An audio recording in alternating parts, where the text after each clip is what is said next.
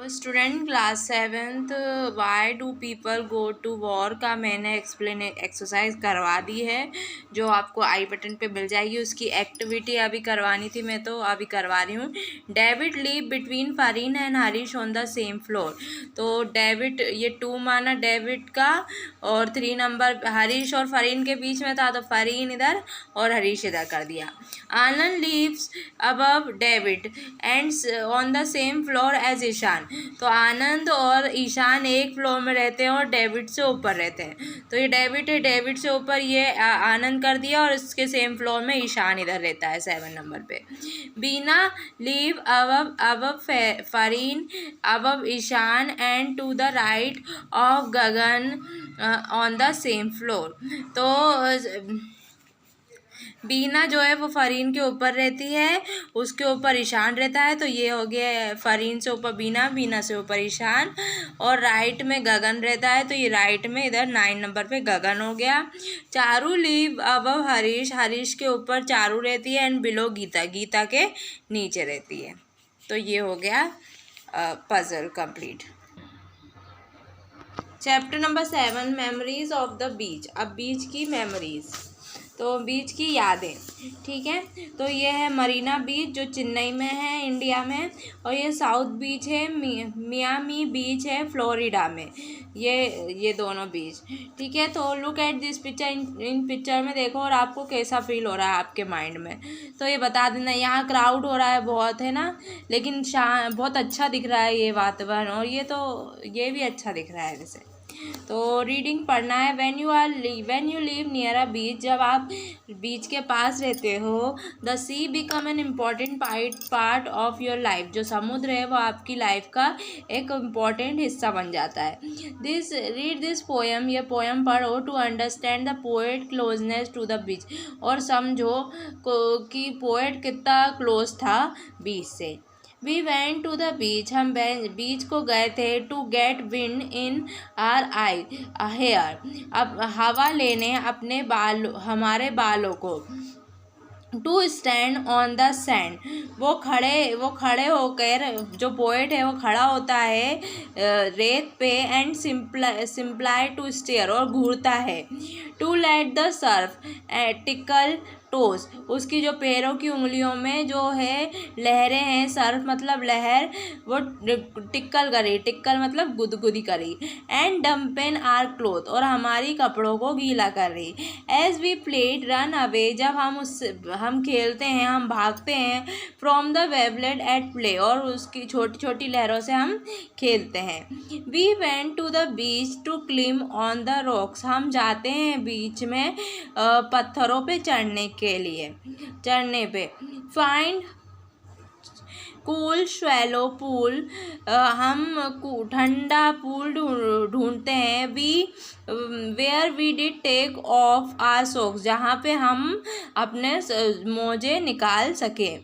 And peer in the water to see what we might find, और हम हमारे सहकर्मी के साथ पानी में देखते हैं क्या हम ढूंढ सकते हैं। That the wave of the sea, जो लहरें हैं समुद्र की, हैड लास्ट लेफ्ट बिहाइंड, और कौन सी आखिरी लहर बची है, ये देखते हैं। We went to the beach to find coloured shell, हम बीच जाते थे ढूंढने कलरफुल रंगीन शेल्स लेने। शेल्स मतलब शंख रहते हैं ना, the kind that when placed to our, इनके इस तरह की आवाज़ आती थी हमारे कानों में। Make the sound of the Asian appear, ऐसी ओशियन दिख रहा हो, ऐसी आवाज़ आती थी, ऐसी आवाज़ बनती थी। And gather rock that we never would find, और हम पत्थर इकट्ठा करते हैं लेकिन हम कभी भी नहीं ढूंढ पाते थे। In the place we walked, जिस जगह पे हम चलते थे, for most of the time, ज़्यादा समय के लिए। We went to the beach and all that, हम इन सब के लिए जाते थे। We did find the smell of the salt refresh our tired mind, हम ढूंढते थे द स्मेल, हम सूंघते थे समुद्र की नमकीन खुशबू को जो हमारे थके हुए दिमाग को रिफ्रेश कर देती थी, ताज़ा कर देती थी। I will never forget the laughter and sound, मैं कभी नहीं भूलूँगा वो हंसी, वो आवाज़, and the freedom to run, और जो वो आज़ादी भागने की, on that wet sandy ground, उस गीले रेत वाले ग्राउंड में। We went to the beach, हम बीच पे जाते थे। माई फैमिली, मेरी परिवार के साथ, एंड आई, और मैं, and there we are one, और वहाँ पे सिर्फ हम ही रहते थे। विद द ओशियन, ओशियन के साथ, द बीच, बीच के साथ, एंड द स्काई, और आसमान के साथ। Reading comprehension.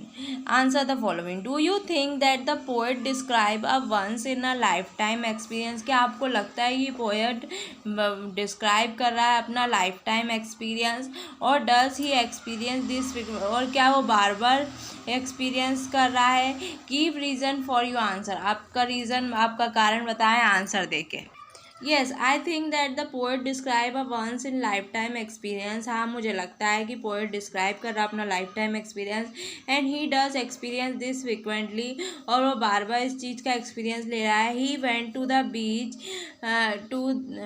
Beach to play, वो जाता था बीच में खेलने के लिए, and refresh his tired mind, उसके थके हुए दिमाग को रिफ्रेश करने के लिए। Pick 4 noun from the first stanza, से 4 नाउन लेने हैं। Which paint the beach imaginary, जिससे बीच की इमेजनरी बने, इमेज बने, फोटो बने अपने दिमाग में इमीडिएटली, तुरंत। तो बीच, क्लॉथ्स, टोस और सैंड, ठीक है। Which line in the poem tell you that the poet did not feel the need to do much at the beach? कौन सी लाइन में पोएट बता रहा है कि अब उसे फील नहीं होता है थी, just being there was enough for him, और ये चीज़ बस उसके लिए काफ़ी है। ये line, we went to the beach my family and I, there were we were one with the ocean and the beach and the sky. क्यों हम बीच गए थे, ये वो अपनी फैमिली के साथ जाता था जहाँ पे वो अकेले रहते थे, और जहाँ पे सिर्फ ओशियन, बीच और आसमान रहता था उसके साथ। लेकिन अब इतना क्राउड हो गया है, और अब शायद उसकी फैमिली भी नहीं रहती होगी, क्योंकि अब वो पोएट बन गया है, बड़ा हो गया है, तो इसलिए वो ये लाइन सूट करती है। When do you run away from the wavelet? कब आप भागोगे लहरों से? When water is coming on the beach, जब पानी बीच पे आएगा, और when it is receding, जब वो दूर जाएगा।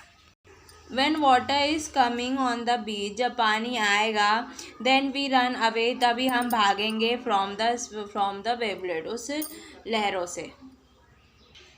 In the second stanza, the poet describes a childhood experience which is particularly enjoyable. What is it? Second stanza में poet describe कर रहा अपना बचपन का experience जो कि बहुत मज़ेदार था। क्या था वो? When the poet went to the beach, जब पोएट बीच पे जाता था, he climbed on the rock, वो पत्थरों पे चढ़ता था। find cool shallow pool, वो ठंडी जगह ढूंढता था जहाँ पे वो सॉक्स निकाल सके। peer in the water to see, और पानी में देखते थे। what they might find, वो क्या ढूंढ सकते हैं। that the wave of the sea, और वो उस लहरों में क्या ढूंढ सकते हैं। What might you find in the water left behind by the waves? आपको क्या लगता है कि वेव आपके पीछे चली जाती हैं तो क्या लगता है आपको पानी में क्या मिलता है? Colored shell I find in the water left behind by the wave. मेरे को शेल नहीं, कलरफुल रॉक्स होंगे, क्योंकि छोटे छोटे पेबल्स रहते हैं, पेबल्स बोल देंगे उसे। छोटे छोटे कलरफुल जो कंकड़ रहते हैं वो दिखते हैं मुझे पानी जब वो लहरें चली जाती हैं जब दिखते हैं। The third stanza describe another activity which thrill children, मतलब मस्तीखोर बच्चों के लिए अलग एक्टिविटी बता रहे हैं। What is it? क्या वो एक्टिविटी है? इन थर्ड स्टेंजा में चिल्ड्रन फाइंड कलर्ड शेल, बच्चे ढूंढते हैं कलरफुल शंख। इन द बीच, बीच में शेल्स में their ear the sound of ocean appear. Shells से उनके कानों में ऐसा लगता है, ऐसी आवाज़ आती है जैसे ओशियन बन रहा हो। I hope you like this video. Don't forget to like share subscribe. Thanks for watching. End screen पे आगे वाले क्वेश्चन आंसर हैं तो आप जाके देख सकते हैं। Thanks for watching.